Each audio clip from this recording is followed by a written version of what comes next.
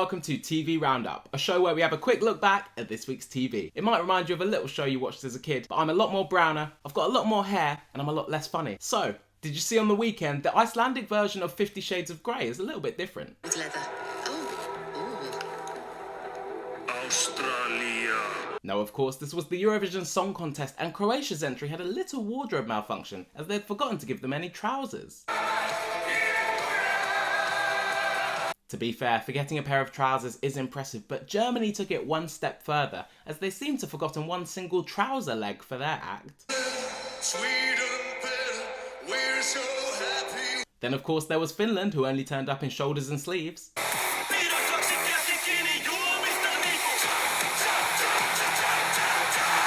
If we put all these missing clothes together, we might actually get a full outfit. Now, on to Eastenders, and there's a vulgar scene in the Queen Vic as Rocky invites Jean for a quickie. Fine! I'll do it! I'll be sophisticated when I'm 70. Jean, you're a lifesaver. Where'd you want me? Well, I guess you're never too old for a sneaky link. Now, I've got a mate who breeds mice for scientific research, and he said someone broke into the lab the other day and cut the tails off all of his mice. Who would do such a thing? Next up, we've got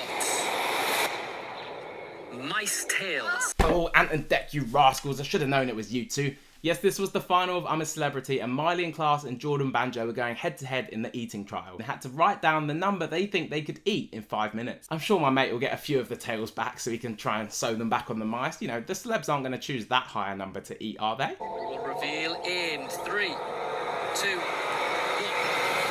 Oh my 60? 60? 60? 60? We haven't got enough mice. I'm shocked too, Tuffers. You know, they're not strawberry laces. What kind of psychopath eats 60 mice tails in 5 minutes?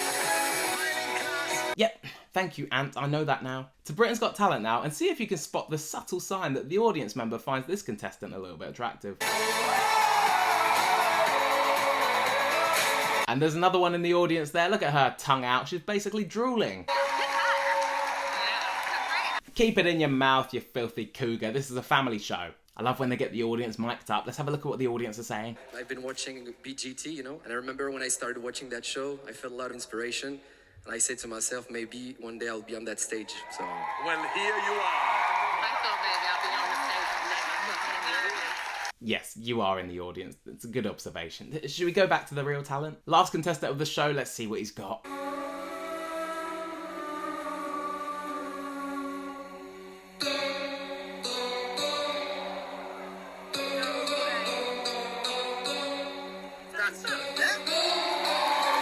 Has he swallowed a guitar?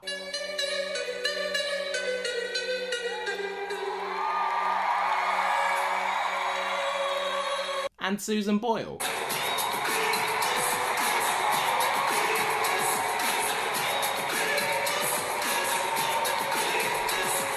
Fair play, I'll give it to him. That was incredible. Now, Gordon Ramsay's Future Food Stars is back. I know, but there's a real sad moment as Lewis Capaldi realises that Gordon Ramsay has just decapitated his pet lobster. Pull that shell back, and that tail should just shake out. There you go. Oh, don't be upset, Lewis. It's a good storyline for your next sad music video. Now, in this first challenge, they had to de-shell and present a lobster just as Gordon Ramsay showed them in under 10 minutes. What Amy doesn't know is that I actually glued her lobster to its shell before the show started. I wonder if she'll notice. Mine's glued. Why is it stuck to the shell? Flo tells us how she thinks she did in the challenge and then randomly goes on a tangent about her career satisfaction. It went so quick. I struggled with the knife, and no, I'm not happy about my job, to be honest. Let's see what else Flo's saying. Absolutely no way I want to leave. Oh, make your mind up, Flo. Do you want your job or not? How did you get on, Craig? I ranked dead last again, which is, a 100% record. Ooh, well, at least you're consistent. Consistently bad, but that still counts as consistent. Moving on to Antiques Roadshow, and there was a special edition to mark the King's coronation. My husband's great-grandfather, he was a hairdresser to King Edward VII when he was Prince of Wales. One day the prince had asked his hairdresser to cut his hair on a Sunday, and he refused to do this on the basis that he's a very principled man, and he said that Sundays are sacred, and therefore, no, I will not cut your hair. Your husband's ancestor had refused to cut not only the hair of a Prince of Wales, but also his pubes. Let's not forget the rather more unusual treasures gifted to the Queen over the years, like the 100-foot totem pole presented by Canada in 1958, and the 500 crates of pineapple sent to the Queen as a wedding present from Australia. What did the Queen do with all that pineapple? She binned them.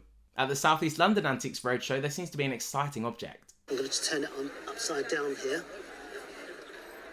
You can see that this is a chair. Let's see what's going on over here. Well, I bought the toilet seat because it is Queen Victoria's toilet seat.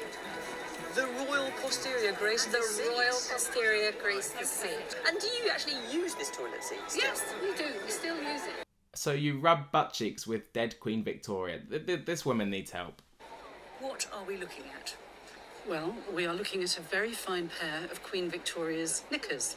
Of course, the Queen Victoria gave away her intimate apparel as tokens, really, of friendship. Yes, very interesting that Queen Victoria used to give her pants away to her friends. I'm actually very good friends with Prince William, and he recently sent me a pair of his underwear as a token of his friendship. Yeah, here we go. You can see there.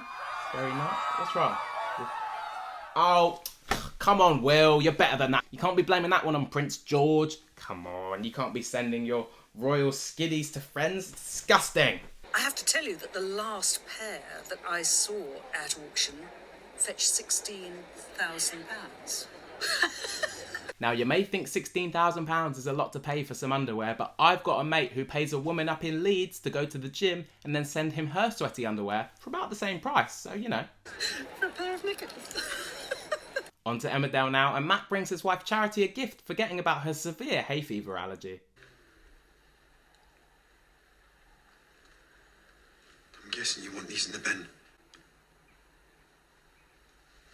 In Coronation Street, Ryan has the world's shortest phone conversation with Daisy. Hello. He's a bit more perked up later though and decides to speak to her. Sorry about the voice note. I just thought it'd be best if I say this in person. That's not in person, that's a voice note. Over to the BBC now to Glow Up, the show where 10 makeup artists compete against each other in weekly tasks until one is crowned the best.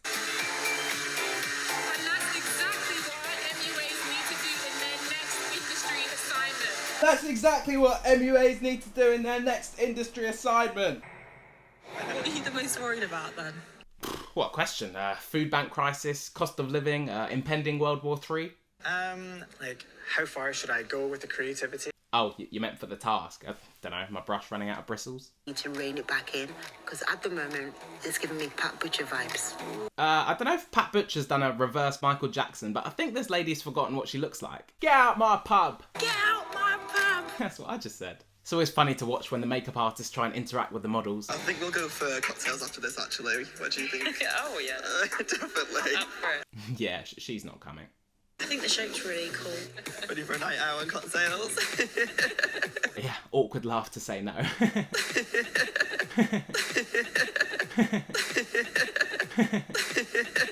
I'll just curl your hair before you go. Yeah. That's all for this week's TV Roundup. If you really enjoyed it, then make sure you like and subscribe and comment down below what TV shows you really enjoy and you think will have some funny moments that I can keep an eye out for. See you next week.